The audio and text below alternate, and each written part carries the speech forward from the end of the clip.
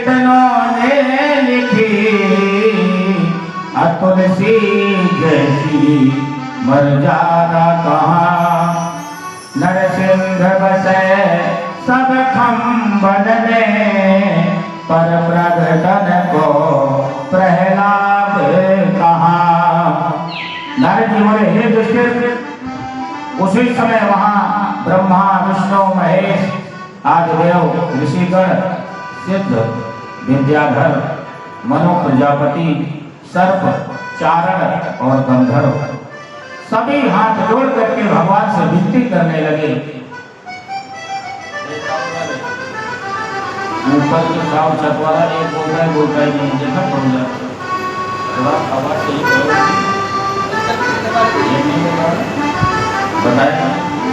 मैंने बताया हे प्रभु, आपका स्वरूप और शक्ति विचित्र है। आपके अद्भुत कर्मों को कोई बखान नहीं सकता है। आपने इस असुर को बिना किसी प्रयास के ही मार दिया। आपका क्रोध तो युग प्रलय के समय उपस्थित होता है। अब आप अपने भक्त दैत्यराज के पुत्र प्रयाग पर कृपा कीजिए। लक्ष्मी जी को बुलाया, कहा कि ये बड़े क्रोध में थे नरसिंह भगवान। बोले कि लक्ष्मी जी आप सामने हो जाओ, शायद आपके पति मान जाए। लक्ष्मी जी गई और जब देखा भयानक उनका दृश्य रूप देखा, लक्ष्मी जी भयभीत होकर के वहां से चली गई। अंत में देवताओं के कहने से सभी देवता मिलकर के कहने लगे कि देखो प्रहलाद, तुम भगवान के भक्त हो, तुम ही जाकर के भगवान से क्षमा याचना करो। प्रहलाद जी ने भगवान के पास जाकर के प्रणाम किया और उसी समय भगवान ने प्रहलाद को अपनी गोद में उठा लिया। भगवान का स्पर्श पाते ही बालक में श्रेष्ठ गुणों का प्रादुर्भाव हो गया। ब्रह्मादयः सुरगणा मुनयो सिद्धा सत्वैकतानमतयो वचसां प्रवाहैः नाराधितुं पुरगुणैरधुनापि पित्रोः किं तोष्टुमर्हति समे हरिदोग्रजाते। आपको ब्रह्मा आदि देवता मुनि सिद्ध भी स्तुतियों से प्रसन्न नहीं कर सकते हैं। मैं तो असुर बालक क्या जानता हूँ। मेरे विचार से धन, कुलहीनता, रूप, तप, विद्या, तेज, बल, पौरुष, बुद्धि, योगादि ये सब परमात्मा की स्तुति के साधन नहीं है। भगवान भक्ति से तो गजेंद्र से भी प्रसन्न हो गए थे। हे प्रभु, व्याध का आचरण, ध्रुव की आयु, गजेंद्र की विद्या और विदुर की जाति, उग्रसेन का पौरुष, कुब्जा का रूप, सुदामा का धन आदि से भगवान प्रसन्न नहीं हुए। भगवान तो भक्ति से ही प्रसन्न होते हैं। इस प्रकार से प्रहलाद जी ने नरसिंह भगवान की 42 बसंत तिल का शब्दों से स्तुति की है। भगवान स्तुति से प्रसन्न होकर कहने लगे कि हासुत तो ही दुष्ट दुख दीना, हासुत तो ही दुष्ट दुख दीना, पायो फल फल आपन कीना, पायो फल फल आपन कीना। अब मोहि अति प्रसन्न जिय जानो, बाबो पुत्र अमि मत वरदानो। हे प्रभु, आप मेरी परीक्षा ले रहे हैं। इस समय मुझे आपकी दृढ़ भक्ति व प्रीति मिल रही है। आपके सच्चिदानंद स्वभाव से एकाकार हो रहा हूँ। संसार का ऐसा कोई पदार्थ नहीं जिसे पाकर जीव सदा के लिए सुखी हो जाए। प्रभु, मेरे पिता ने कितने वरदान मांगे, फिर भी मरना पड़ा। आपको वरदान मांगने की कहना उचित नहीं, क्योंकि जो सेवक आपसे कुछ इच्छा पूर्ण करने की कामना करता है वह सेवक नहीं है, व्यापारी है। इस समय मैं आपकी गोद में बैठा हूं। भारत के धर्म के कानून के अनुसार जो किसी की गोद ले लेता है, जो कहते हैं कि मैं इस बच्चे को गोद में लिया, यानी अगर हमने किसी बच्चे को गोद में लिया तो सारी संपत्ति हमारी उसी की हो जाती है, दत्तक पुत्र कहलाता है।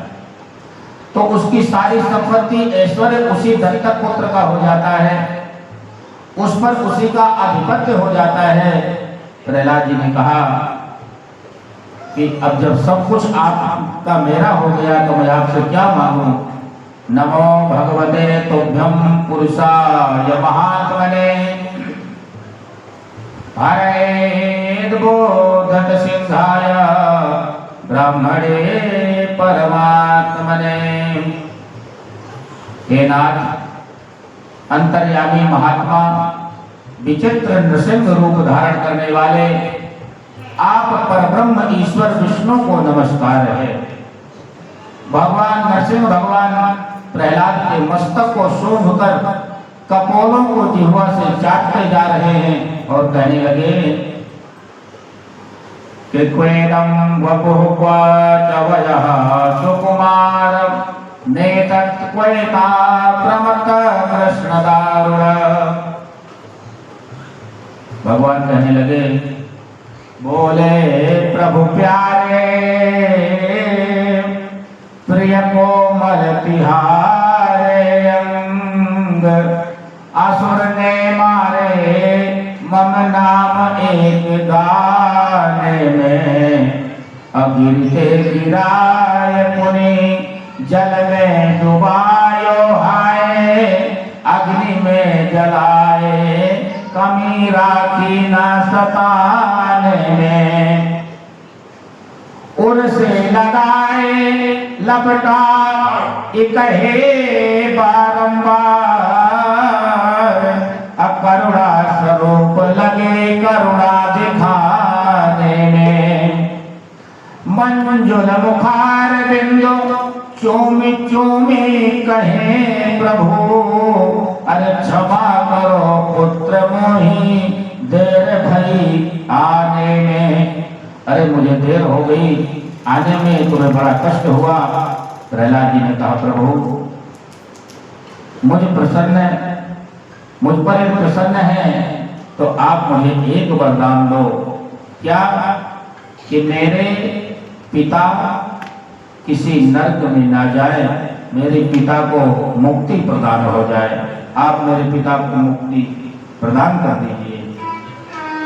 भगवान ने कहा, हे प्रहलाद, अनग, हे साधो, तेरा पिता तो अपनी 21 पीढ़ियों के पितरों सहित पुनीत हो गया। क्यों? क्योंकि उसके यहाँ तेरे जैसा पुत्र पैदा हो गया। फिर तेरे पिता को तो मेरा दर्शन हुआ, स्पर्श हुआ और उसे परम पद मिला है, क्योंकि मेरे गोद में उसके प्राण निकले हैं। अब तुम अपने पिता का क्रियाकर्म करके राज सिंहासन पर आसीन होकर इस मनवंतर की समाप्ति तक सुख ऐश्वर्य का भोग करो। अंत में तुम मेरे धाम को आओगे। तुम्हारी कीर्ति की वो देवता भी गाएंगे।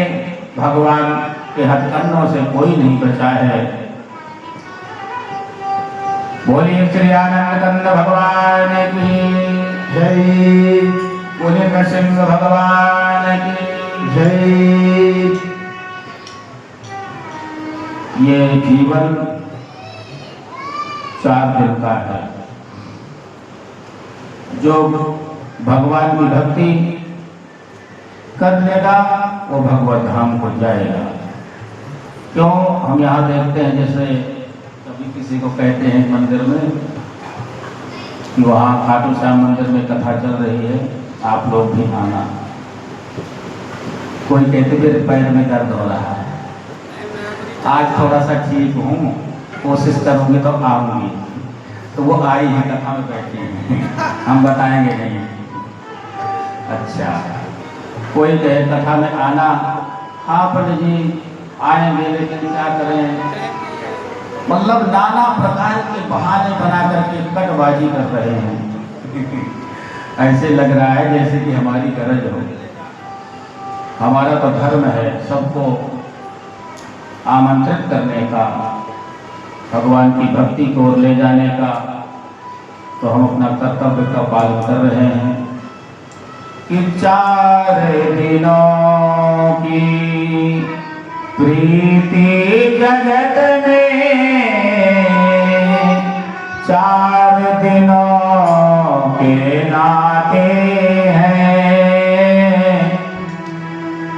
पलकों के पर्दे पड़ते ही सब नाते मिट जाते हैं, सब नाते मिट जाते हैं।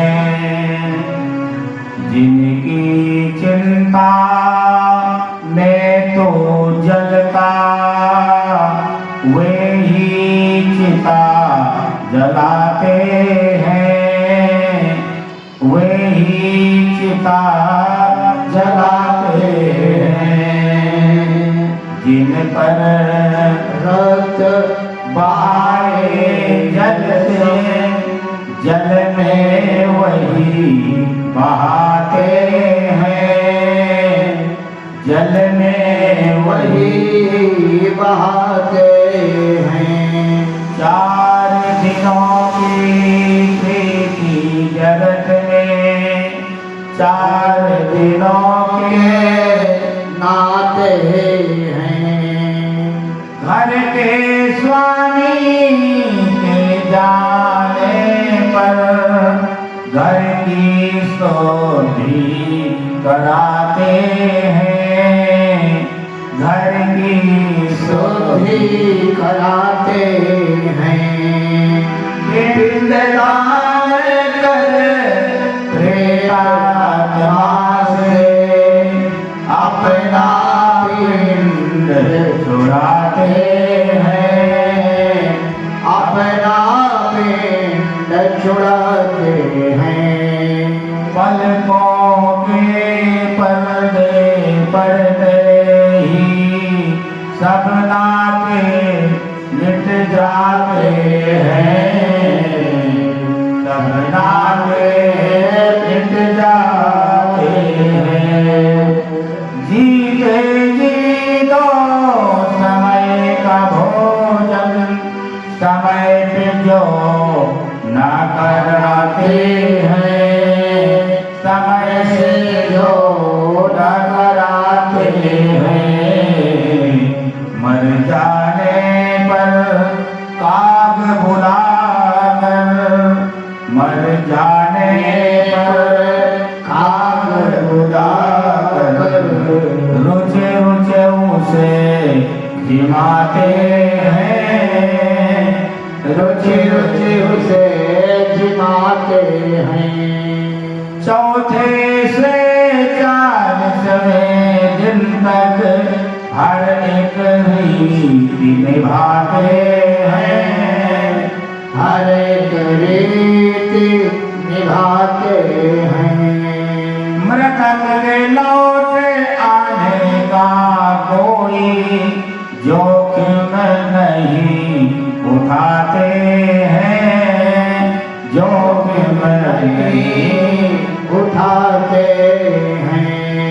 नातों को छेड़े भंगुरता को सद्गुरु हमें बताते हैं, सद्गुरु हमें बताते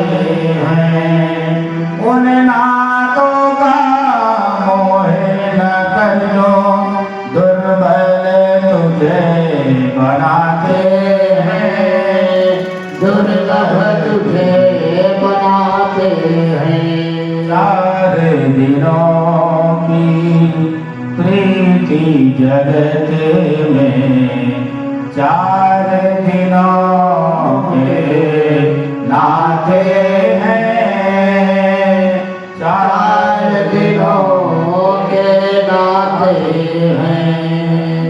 ये स्थिति मनुष्य की है, ध्यान रखना। जब हम जीवन भर कमा करके अपने परिवार बच्चों के लिए जोड़ते हैं, लेकिन एक दिन वही हमें जला देना है। और जलने के बाद एक बांस का लठ लेकर के और सिर में मारता है, उसे कहते हैं कपाल क्रिया। कहीं इसके अंदर कोई रह तो नहीं गया कि लौट के आ जाए घर में।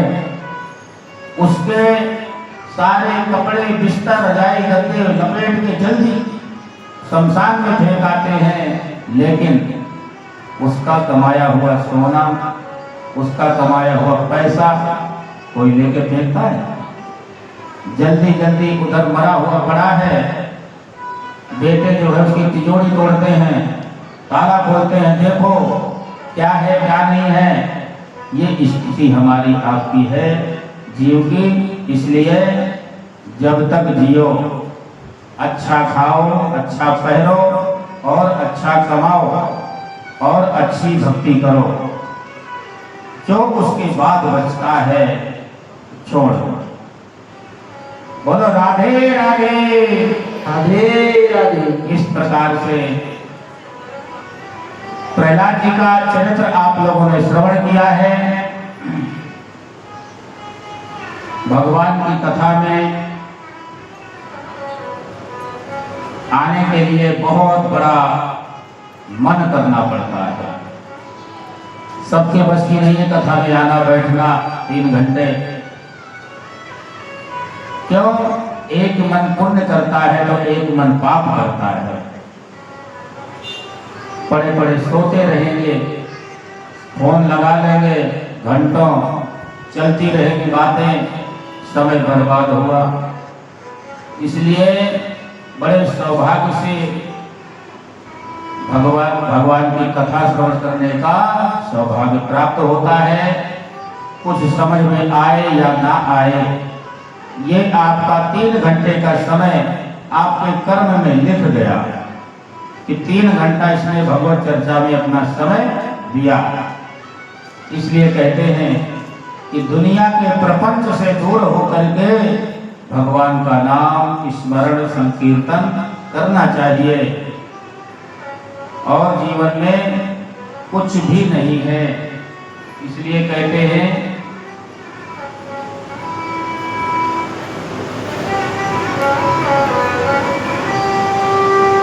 क्या?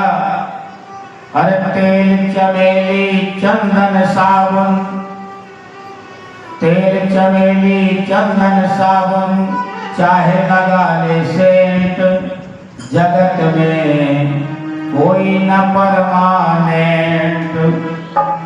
तेल चमेली चंदन साबुन, चाहे लगा ले सेंट, जगत में कोई न परमानेंट, जगत में कोई न परमानेंट, जगत में कोई न परमानेंट।